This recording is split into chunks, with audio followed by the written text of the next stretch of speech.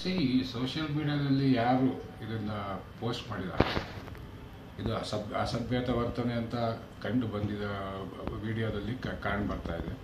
But video ತೆಗೆದಿರೋನು ಕೂಡ ಹೋಗಿ ಅವರಿಗೆ ಈ ಥರ ಅಸಭ್ಯತೆಯಲ್ಲಿ ವರ್ತನೆ ಮಾಡ್ಕೋಬೇಡಿ, ಇದು ಪಬ್ಲಿಕ್ ಜಾಗ ಅಂತ ಹೇಳಿದ್ರು, ಇಲ್ಲ ನಮ್ಮ ಸೆಕ್ಯೂರಿಟಿ ಅವ್ರಿಗೆ ಕರೆದುಬಿಟ್ಟು ಈ ಥರ ಆಗ್ತಾ ಇದೆ ಅಂತ ಹೇಳಿದ್ರು ನಾವೇನಾದ್ರು ಆ್ಯಕ್ಷನ್ ತಗೋಬೋದಿತ್ತು.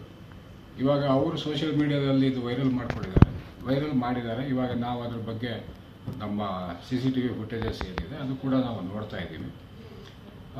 ಇವಾಗ ಸದ್ಯದಲ್ಲಿ ನೋಡ್ದಂಗೆ ನಮಗೆ 9ನೇ ತಾರೀಕದನ್ನು ಏನು CCTV ಫುಟೇಜು ಸಿಗ್ತಾ ಇಲ್ಲ. ಹಾಗಾಗಿ ನಾವು ಮತ್ತೆ ಇವಾಗ ಹಿಂದೆ ಅದು ನೋಡಬೇಕಾಗುತ್ತೆ. ಅಪ್ ಟು ಸೋಮವಾರ ಭಾನುವಾರ ತನಕ ನೋಡ್ತಾರೆ ನಮ್ಮವರು.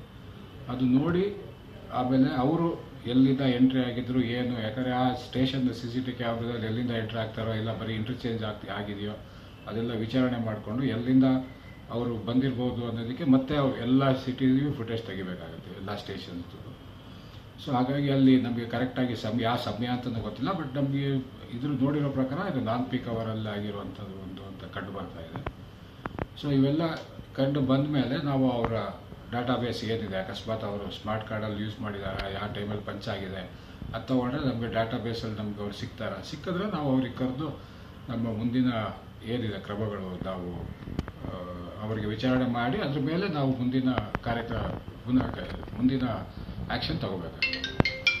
ಸಿ ಸೋಷಿಯಲ್ ಮೀಡಿಯಾದಲ್ಲಿ ಯಾರು ಇದನ್ನು ಪೋಸ್ಟ್ ಮಾಡಿದ್ದಾರೆ, ಇದು ಅಸಭ್ಯತ ವರ್ತನೆ ಅಂತ ಕಂಡು ಬಂದಿದ ವಿಡಿಯೋದಲ್ಲಿ ಕಾಣ್ ಬರ್ತಾ ಇದೆ.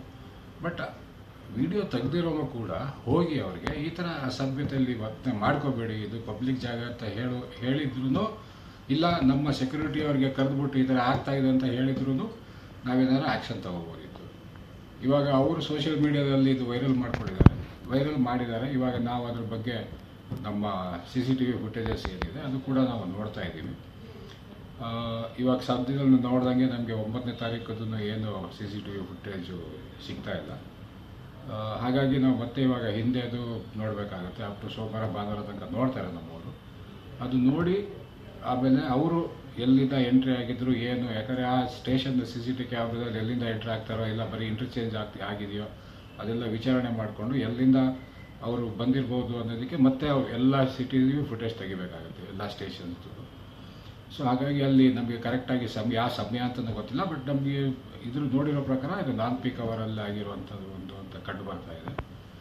ಸೊ ಇವೆಲ್ಲ ಕಂಡು ಬಂದ ಮೇಲೆ ನಾವು ಅವರ ಡಾಟಾಬೇಸ್ ಏನಿದೆ, ಅಕಸ್ಮಾತ್ ಅವರು ಸ್ಮಾರ್ಟ್ ಕಾರ್ಡಲ್ಲಿ ಯೂಸ್ ಮಾಡಿದ್ದಾರೆ, ಯಾವ ಟೈಮಲ್ಲಿ ಪಂಚ್ ಆಗಿದೆ ಅದು ತೊಗೊಂಡ್ರೆ ನಮಗೆ ಡಾಟಾಬೇಸಲ್ಲಿ ನಮ್ಗೆ ಅವ್ರು ಸಿಕ್ಕಿದ್ರೆ ನಾವು ಅವ್ರಿಗೆ ಕರೆದು ನಮ್ಮ ಮುಂದಿನ ಏನಿದೆ ಕ್ರಮಗಳು ನಾವು ಅವರಿಗೆ ವಿಚಾರಣೆ ಮಾಡಿ ಅದ್ರ ಮೇಲೆ ನಾವು ಮುಂದಿನ